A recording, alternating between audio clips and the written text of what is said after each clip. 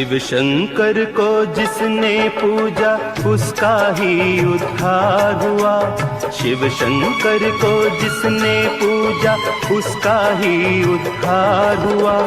अंत काल को भवसागर में उसका बेड़ा पार हुआ। भोले शंकर की पूजा करो,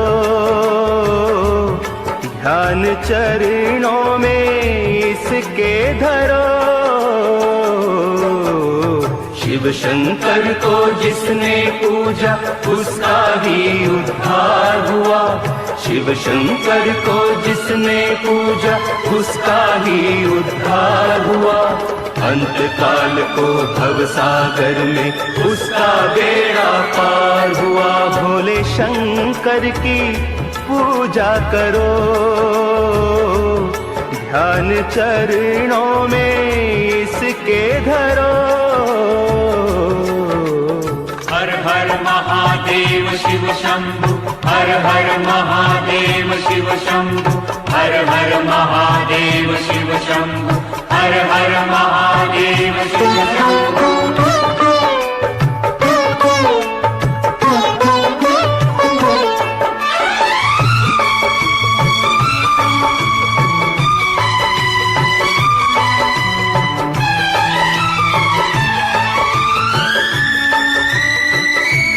डमरू वाला है जग में दयालु बड़ा, दीन दुखियों का दाता जगत का पिता। डमरू वाला है जग में दयालु बड़ा, दीन दुखियों का दाता जगत का पिता। सब पे करता है ये भोला शंकर दया, सबको देता है ये आसरा, सबको देता है ये आसरा। इन पावन चरणों में अर्पण आकर जो एक बार हुआ। अंत काल को भवसागर में उसका बेड़ा पार हुआ। ओम नमः शिवाय नमो, हरि ओम नमः शिवाय नमो। मैम स्टार्ट कीजिए।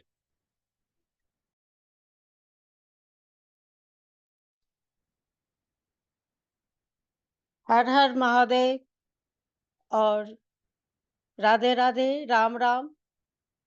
जितने भी हमारे मातृशक्ति या हमारे लीडर्स बने हुए हैं, सभी का मैं इस गुरुकुल में अभिनंदन वेलकम करती हूँ।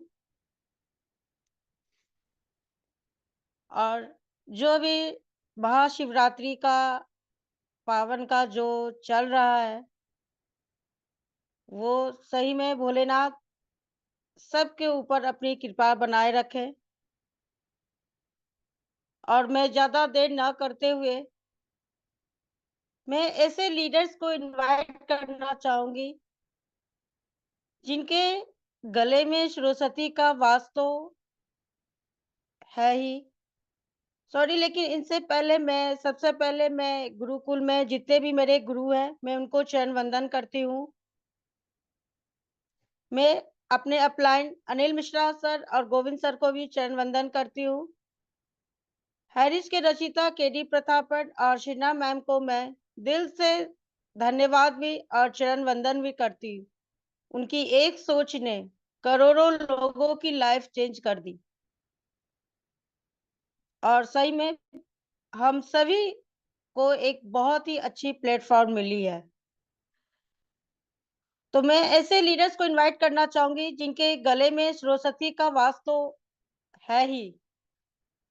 बहुत ही सर का आवाज बहुत ही, जो कल मैंने सुना श्लोक संस्कृत में, बहुत ही अच्छा था। लेकिन सर के पास एक बोलते हैं ना, लीडर वैसे नहीं होता है। ज्ञान का भंडार, सहन शक्ति, क्षमता, हर चीज होनी चाहिए। वो एक परिपक्व लीडर होता है।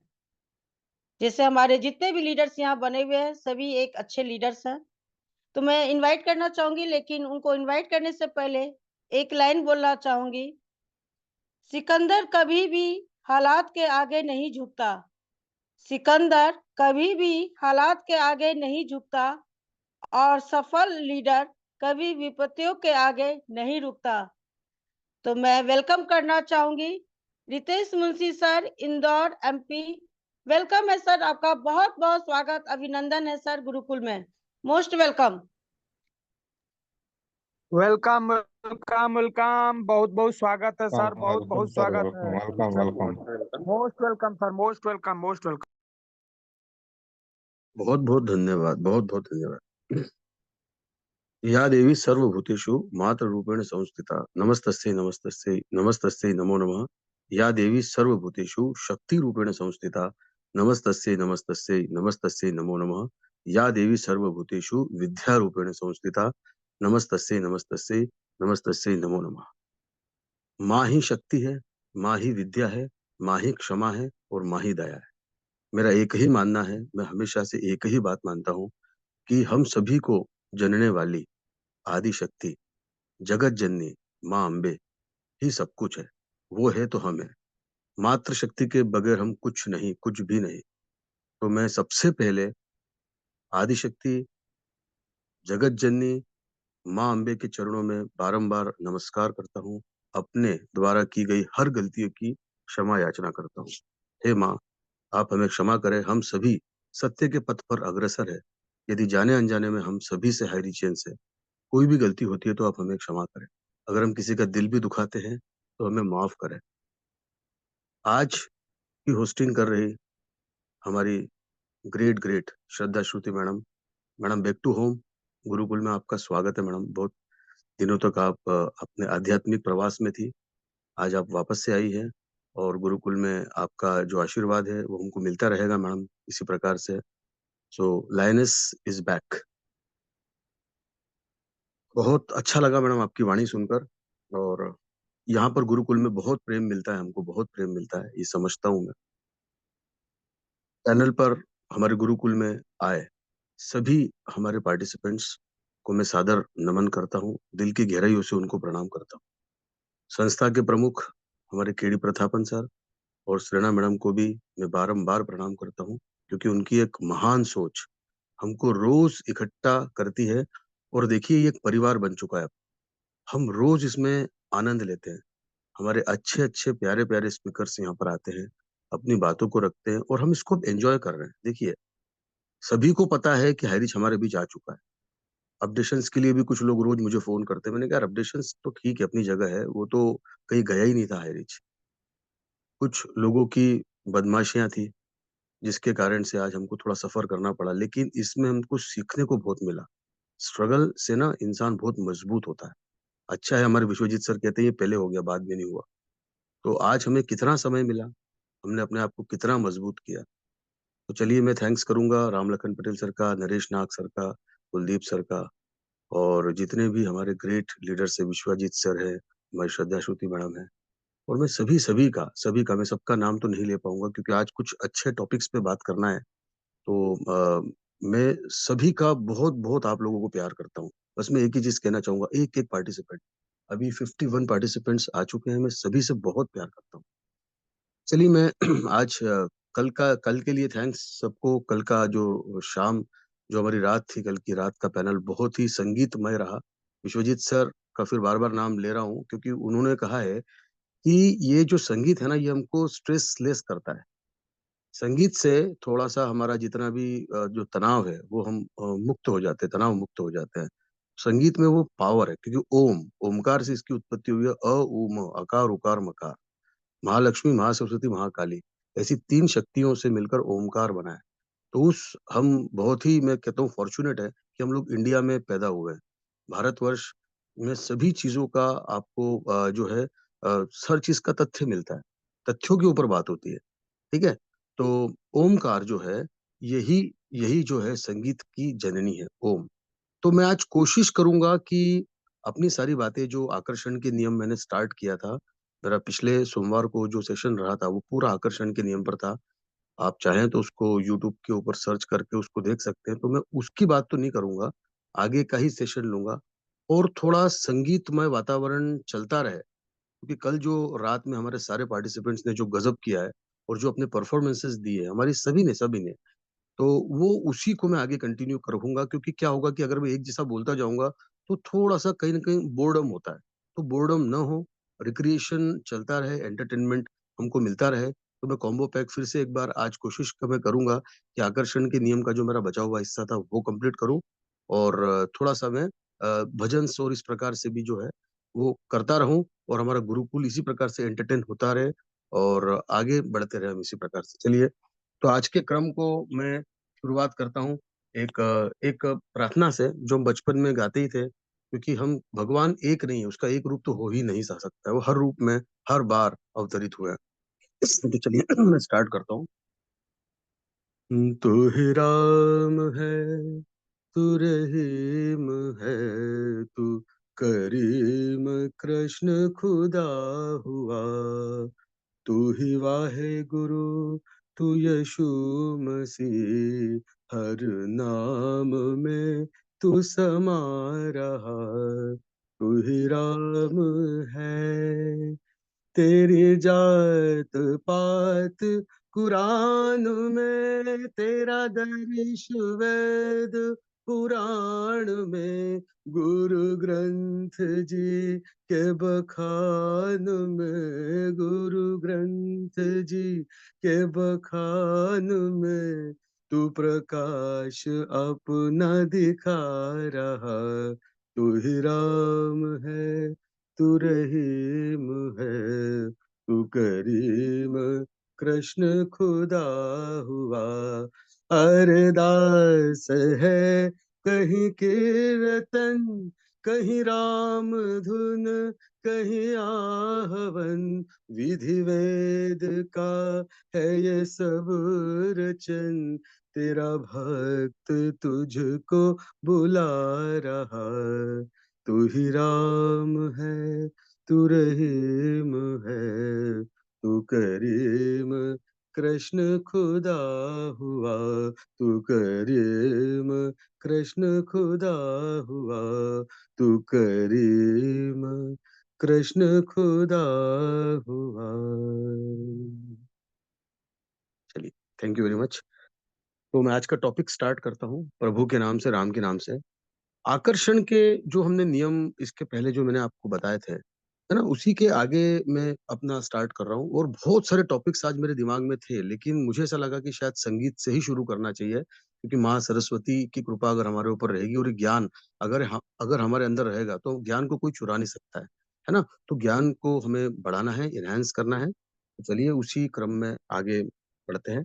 तो देखिए, आकर्षण के मैंने आपको पहले 3 नियम बताए थे, तो उसके विषय में मैं सारा कुछ बता चुका हूँ। लेकिन आज जो मैं आपसे बात करूंगा, मैं लघु नियमों की बात करूंगा। 7 नियम, अगर ये हम आज इसका थोड़ा सा अध्ययन कर लेंगे या दिमाग में इसको बिठा लेंगे, तो मेरे ख्याल से आकर्षण का नियम अपना जो टॉपिक है कंप्लीट हो जाए।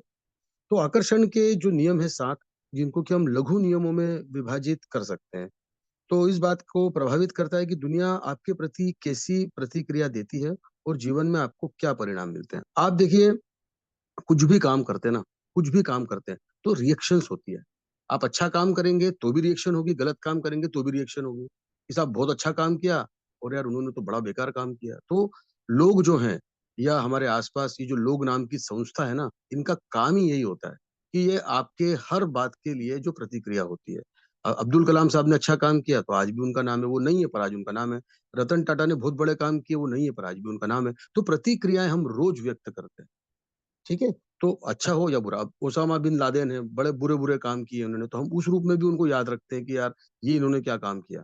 तो अच्छा बुरा दोनों हम काम करते हैं, कर्म का रिएक्शन होता है। Every action has is equal reaction, Newton's third law.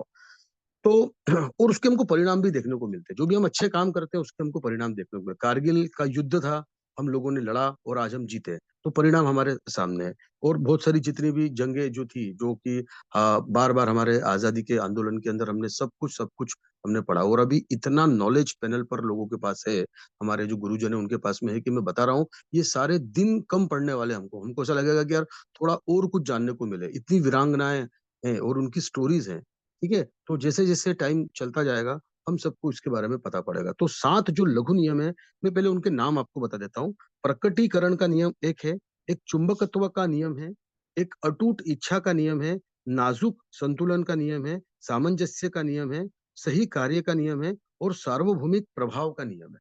तो देखिए, मैं एक एक पॉइंट को समझाते जाऊंगा विथ एग्जांपल्स। आप कोशिश करें कि पॉइंट्स को नोट करें, क्योंकि जीवन में बड़े काम आने वाले। मैं जब भी आता हूँ, आप एक डायरी और एक पेन लेकर बैठे और आप ये सारे पॉइंट्स लिखे, क्योंकि मैं ये आपके लिए कर रहा हूँ ये, ताकि आप लोग समझे इसको कि इसका महत्व क्या है। अगर इतनी पुस्तकें लिखी गई है, इतना नॉलेज है, इतने स्पीकर्स, मोटिवेशनल स्पीकर्स हैं, वो किसी बात को बोलते हैं, तो हाई रिच से उसको लिंक हम कैसे करेंगे।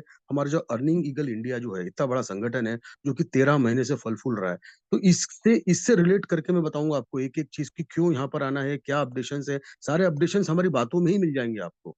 भले ही मैं दूं, हमारे नाग सर दें, हमारे कुलदीप सर दें और हमारे विश्वजीत सर दें, कोई भी दे, लेकिन आपको बातों से अपडेट्स मिलेंगे सर। तो ये जो अट्रैक्शन, आकर्षण के नियम मैं आपको बता रहा हूँ। सबसे पहला नियम है प्रकटीकरण का नियम। ये 7 जो लघु नियम है उनमें देखिए, प्रकटीकरण का नियम कहता है कि हमारे विचार और भावनाएं हमारी वास्तविकता का निर्माण करती है। जैसे हमारे विचार और हमारी भावनाएं होंगी, वास्तविकता वहीं से उत्पन्न होती है। और हम जिस पर ध्यान केंद्रित करते हैं ना, वही हमारे जीवन में प्रकट होता है। प्रकटीकरण का नियम आपके लक्ष्य को ध्यान में रखते हुए एक शक्तिशाली तरीका है, पावरफुल टूल है, और आपको इस बात पर ध्यान केंद्रित करने में मदद करता है कि आप चाहते क्या हैं। इसके विपरीत आप क्या नहीं चाहते हैं, ताकि आप अपनी इच्छा अनुसार जीवन बना सके। एक तो आप क्या चाहते हैं और आप क्या नहीं चाहते हैं। तो आप जो चाहते हैं, ठीक है, आप उसी पर अपना ध्यान केंद्रित करें। देखिए, मैं इसको थोड़ा सा एग्जाम्पल के वे में समझाता हूँ तो जल्दी समझ में आएगा। चलिए, अब आप मान लीजिए कि आप हाईरिच के प्लान पर या गुरुकुल की जो मीटिंग्स होती है हमारी, उस पर ध्यान केंद्रित करते हैं।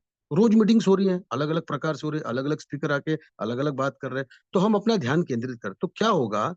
एक दिन आप श्रवण कर करके, सीख के एक अच्छे लीडर के रूप में सबके सामने प्रकट हो जाएंगे।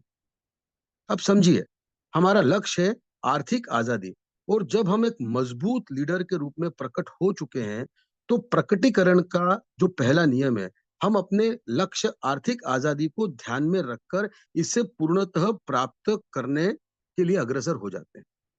तो हम एक मजबूत लीडर बन गए, हम यहाँ पर प्रकट हो गए, और हमारा जो लक्ष्य था, ठीक है, उसको, वो जो आर्थिक आजादी है, अब हम उसको धीरे धीरे हम उसको प्राप्त कर रहे हैं। तो ये प्रकटीकरण, तो ये प्रकटीकरण का नियम हो गया पहला।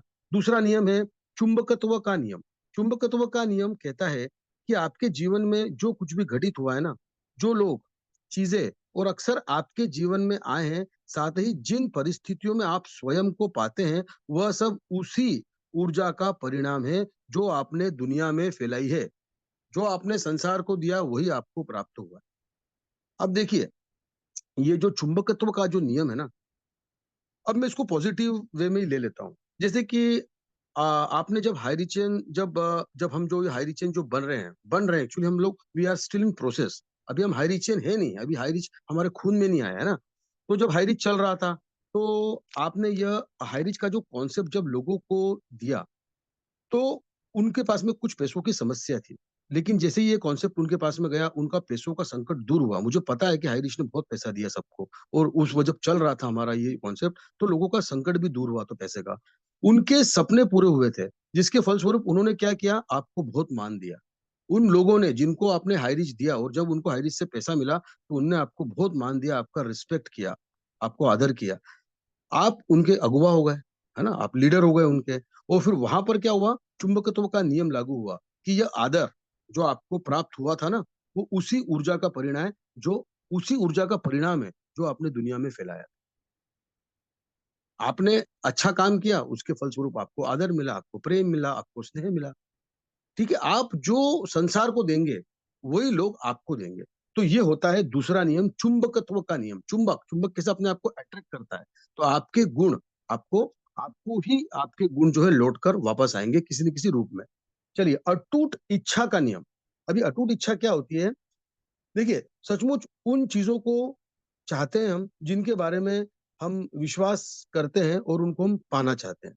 अटूट इच्छा का नियम कहता है कि किसी खास चीज को पाने या आकर्षित करने कि आपकी इच्छा मजबूत और अटल होना चाहिए। कोई भी चीज को जैसे आपको प्राप्त करना है तो उसके लिए आपको ना एक अटूट और एक मजबूत इच्छा होनी चाहिए। अगर इच्छा में कमी है तो फिर जो है वो लक्ष्य प्राप्ति नहीं हो पाती है। तो तभी आप उसे अपने जीवन में साकार कर पाएंगे। ठीक है। जब आपकी इच्छाएं कमजोर और बिना किसी ठोस आधार के होंगी ना, तो वे आपकी मनचाही चीज को आकर्षित नहीं कर पाएंगी। तो आपकी इच्छा तो है वो कैसी होनी चाहिए, अटूट होनी चाहिए। जैसे मान लीजिए आपकी इच्छा धनवान बनने की, अरे किसकी धनवान बनने की इच्छा नहीं होती है। सब चाहते हैं कि हमारे पास में धन आए, है ना। हाई रिचियर हमको बनना है, क्योंकि हाई रिच में ही उच्च कोटि का धनवान छुपा हुआ है। तो हम सभी को धनवान तो बनना है साहब, कोई माने चाहे न माने। प्रत्यक्ष रूप से अप्रत्यक्ष रूप से हम कहीं ना कहीं धन को अर्जन करने की, उसको उसको जो है हम कमाने की इच्छा रखते हैं। और अगर ये इच्छा ठोस और अटल है ना कि हमें धनवान बनना है, तब आपके पास में अर्निंग ईगल, गुरुकुल का, हाइरिच का एक ठोस आधार है। आपके अंदर इच्छा तो है कि मुझे बनना है, लेकिन आधार क्या है? तो आधार है हमारे पास में हमारा गुरुकुल, हमारा हाइरिच, ये हमारा ठोस आधार है। तो टीम का आधार है। तो आपकी मनचाही इच्छा धनवान बनने की जरूर पूरी हो सकती है। और यहाँ पर हमारा तीसरा नियम अटूट इच्छा का नियम लागू होता है। तो हमें अटूट इच्छा रखनी है कि हम धनवान बने, और जो हमको आधार मिलता है वो हमारा इस गुरुकुल से मिलता है। क्योंकि पहले आप अकेले मेहनत कर रहे थे, अकेले समझा रहे थे लोगों को, लेकिन आज आपको इतना स्ट्रॉन्ग अर्निंग ईगल का प्लेटफॉर्म मिला है। अब ये ऑनलाइन होगा, आपको किसी को भी समझाने की जरूरत नहीं है। सीधे 6:30 वाले 6:55 वाले आप पैनल पर लेकर आओ। यहाँ पर सारे स्पीकर्स हैं, हम प्लान प्रेजेंटेशंस देंगे और आपकी टीम के लोगों को समझाएंगे। हो गया ना इजी? पहले आप अकेले मेहनत कर रहे थे, अब सब मिलकर अलग अलग स्पीकर्स आएंगे, अलग अलग तरीकों से हम लोगों को अट्रैक्ट करेंगे और बताएंगे हाइरिच के बारे में कि हाइरिच हमारा क्यों ग्रेट है, ये कॉन्सेप्ट क्यों ग्रेट है। तो देखिए, तो यहाँ पर ये जो तीसरा नियम है ये लागू हुआ कि आपने अटूट इच्छा रखी, परमात्मा ने आपको गुरुकुल जैसी एक शानदार चीज व्यवस्था करवा दी। तो ये तीसरा नियम मैंने आपको बता दिया।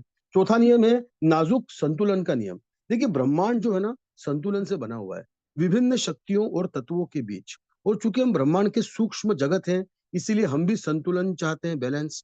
जब आपके जीवन के विभिन्न पहलू संतुलन में होते हैं ना, तो आप सच्ची शांति और आनंद का अनुभव करने में सक्षम होते हैं। लेकिन संतुलन हासिल करने के लिए प्रशंसा और कृतज्ञता की बहुत आवश्यकता होती है।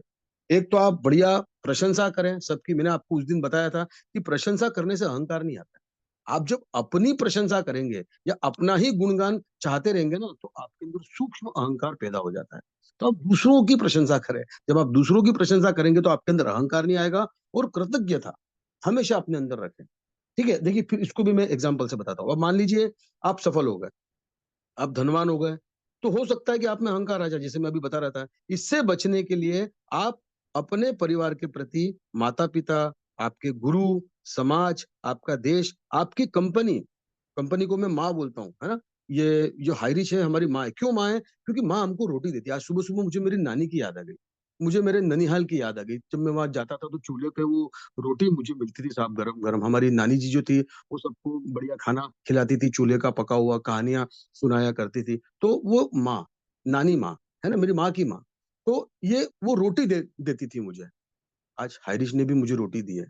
तो कोई मेरी माँ को गाली देगा ना, आपकी माँ को कोई गाली दे तो आपको अच्छा लगेगा, आप पलट के 2 लप्पड़ दोगे उसको। तो आज मेरी माँ को कोई कुछ कहेगा तो ऑब्वियसली मुझे बहुत गुस्सा आएगा। और जब मेरी हाइरिच कंपनी ने कुछ किया ही नहीं है, तो फिर मैं उसके बारे में क्यों सुनूं?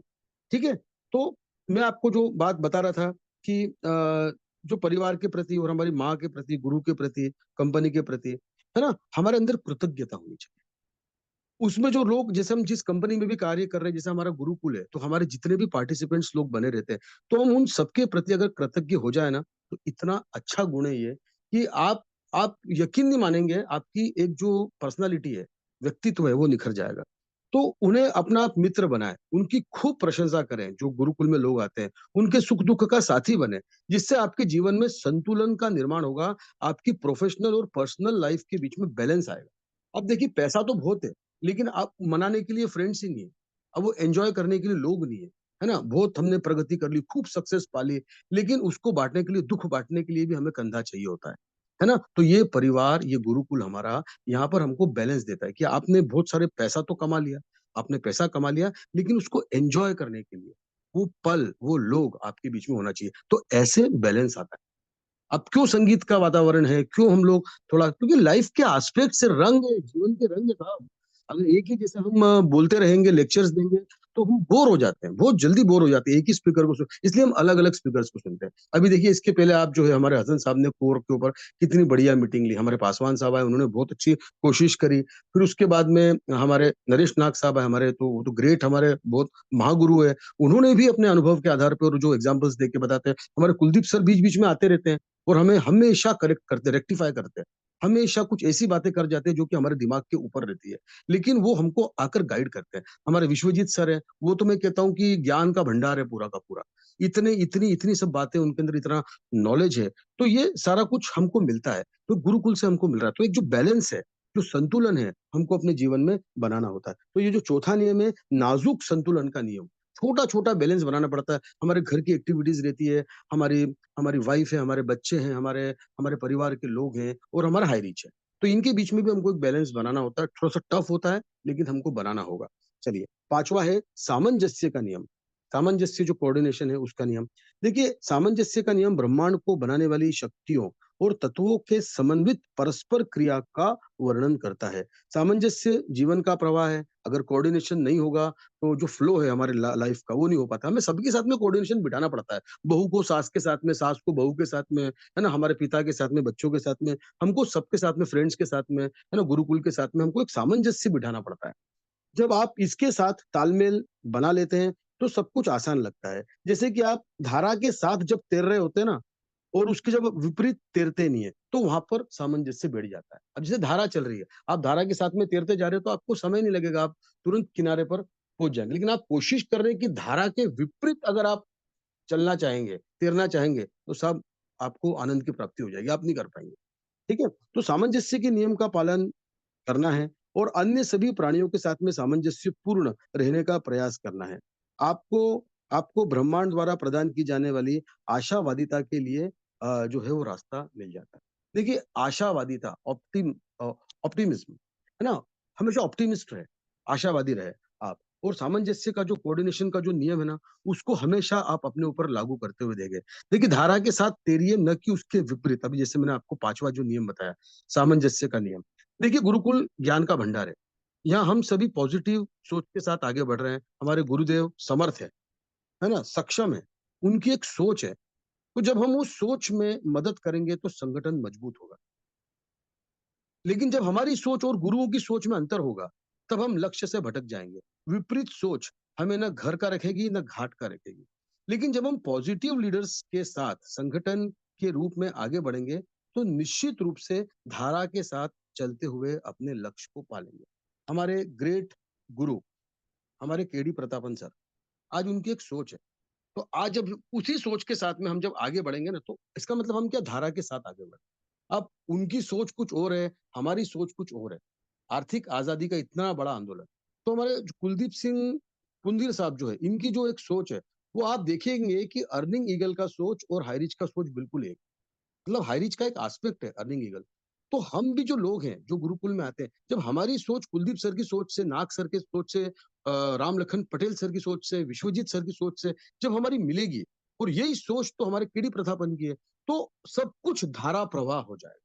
लेकिन जब हम अलग से कुछ सोचेंगे, अपनी अलग ही छतरी हम खोल लेंगे, तो साहब हम बच नहीं पाएंगे। तो हमको एक जो बड़ी छतरी के नीचे हमको आना होगा। तो ये जो धारा के साथ में जब हम चलते रहेंगे, तो ऑब्वियसली जब सब पार लगेंगे, तो हम भी पार लग जाएंगे। अपनी अलग से एक नाव लेके जाने की क्या जरूरत है साहब, जहाज चल रहा है। अर्निंग ईगल एक जहाज है।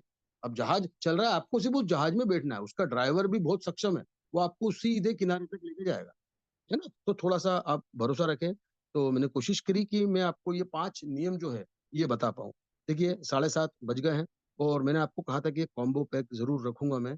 तो ये जो 7 नियम है, और कुछ बहुत कुछ बताने का था, लेकिन एक ही मीटिंग में वो संभव नहीं है, क्योंकि हमारे बहुत सारे साथी लोग हैं, तो वो भी सब कोशिश करते रहते हैं कि अपनी बात रखें, और करना भी चाहिए, और हमें सुनना भी चाहिए। श्रवण करना एक बहुत बड़ी बात है।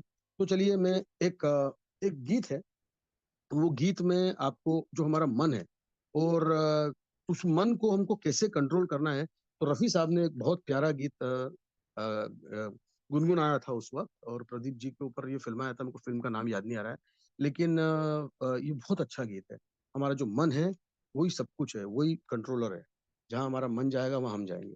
तो मन को किस प्रकार से धैर्य रखना है हमको, अभी बीच में एक टॉपिक दिया गया था, लक्ष्य को धैर्य से पाना सीखें। तो चलिए पहले मैं गीत गुनगुनाऊंगा, मैंने आपको बोला था कॉम्बो पैक है। मन रे तू काहे न धीर धरे, वो निर्मोही मोहन जाने, जिनका मोह करे। मन रे तू काहे ना धीर धरे, इस जीवन की चढ़ती ढलती रूप को किसने बांधा, रंग पे किसने पहरे डाले, रूप को किसने बांधा, काहे ये जतन करे। मन रे तू काहे ना धीर धरे,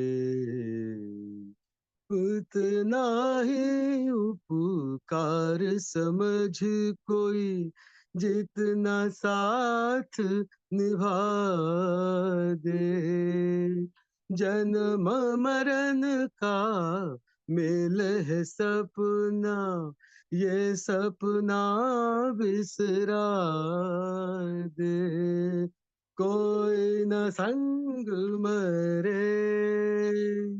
मन रे तू काहे ना धीर धरे, ओ निर्मोही मोहन जाने, जिनका मोह करे।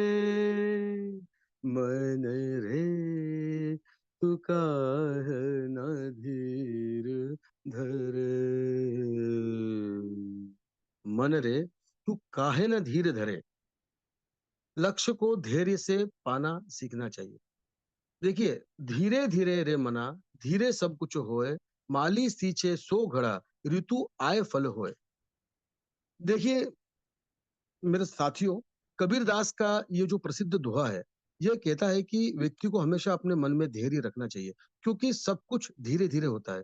यदि माली एक दिन में 10 घड़े पानी से एक पौधा सींचता है ना, फल तभी आते हैं जब ऋतु आती है।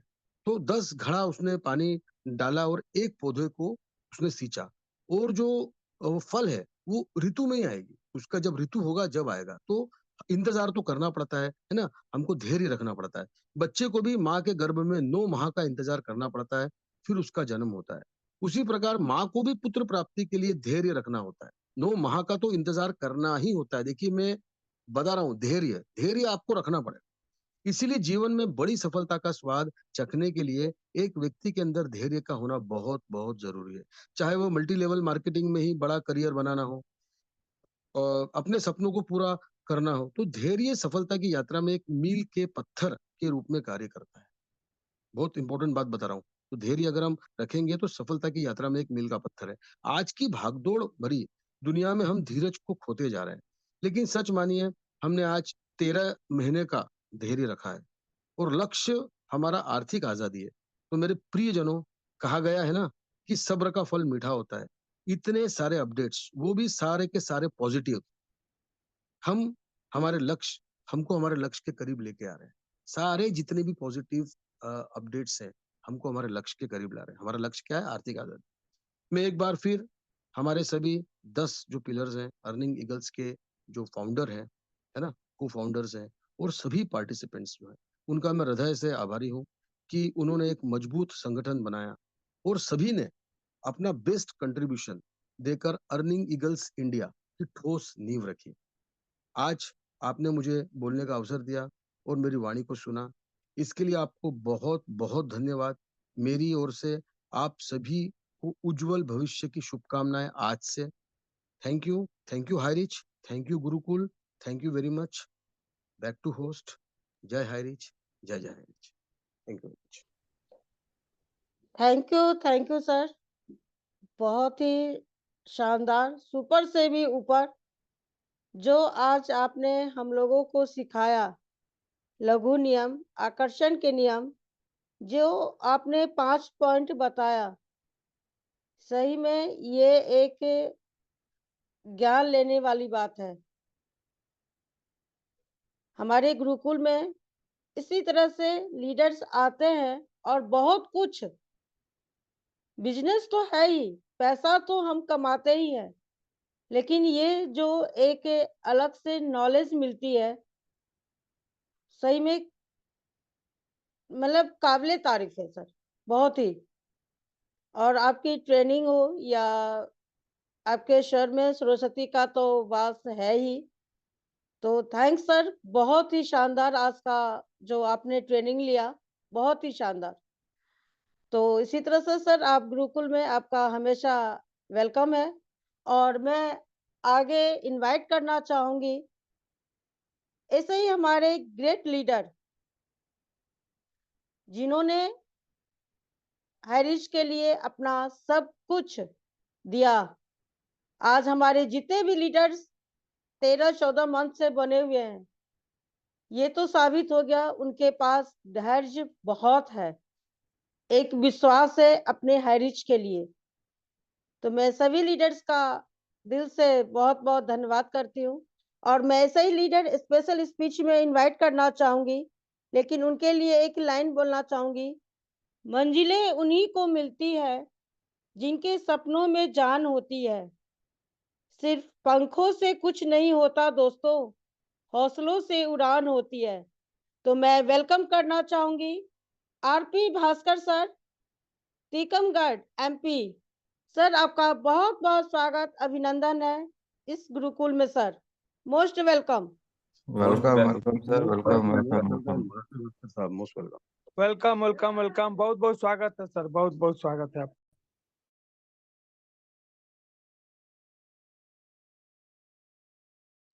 भास्कर सर आप होस्ट हैं। जी जी, thank you so much, thank you so much. जी जी, गुरुकुल को प्रणाम करता हूं साथियों सबसे पहले। और आज का दिन मेरे लिए सौभाग्य की बात है कि स्पेशल स्पीच में मुझे बुलाया गया। तो साथियों, सीख यहीं से रहा हूं सभी गुरुजनों से। और इस सुबह की बेला में सबसे पहले मैं उस परमात्मा को प्रणाम करता हूं जिनने शक्ति और सोचने की क्षमता दी है। अपने माता पिता और सभी के माता पिता को प्रणाम करते हुए उस जुगल जोड़ी को कैसे भूल पाऊं, जिनकी वजह से साथियों बिल्कुल बात सही है कि ये आकर्षण का सिद्धांत हमें उनकी तरफ ले जाता है। ये आकर्षण का सिद्धांत ही तो है कि हमारे केडी प्रतापन सर और श्रीना मैम अपनी ओर आकर्षित करती हैं सभी हाईरिचियन को कि ये हाईरिच आपका है। ये आकर्षण का नियम। साथियों, इस मंच पर उपस्थित हमारे सभी गुरुजन, सभी हाईरिचियन मातृ शक्ति और पुरुष शक्ति को प्रणाम करते हुए आज की होस्टिंग की बात करें तो वैसे ही हमारी दीदी यहाँ पर उपस्थित श्रद्धा श्रुति मैम, जिनके नाम में ही श्रद्धा लगा हुआ है, वाह लाजवाब। और आपसे बहुत कुछ आपकी आवाज से सीखने के लिए हम सबको मिलता है। बहुत ही अति सुंदर आवाज आपका, जब भी पैनल पर आते हैं आप बहुत ही सुंदर वाणी को रखते हैं। आपको ले चलता हूं आज के ट्रेनिंग की तरफ। तो आज का ट्रेनिंग तो जब भी सर आते हैं, इंदौर की आन बान शान हमारे रितेश मुंशी सर, वाकई में सर ग्रेट हैं आप। और वो चीज पैनल पर लाते हैं जिस बाड़ी को यहाँ पर रखने की बहुत ही आवश्यकता होती है। जब भी आप आते हैं बहुत ही अति सुंदर अलग से पार्ट को लेकर के आते हैं, जो हमारे लिए बहुत ही जरूरी होता है सर, बहुत ही जरूरी होता है।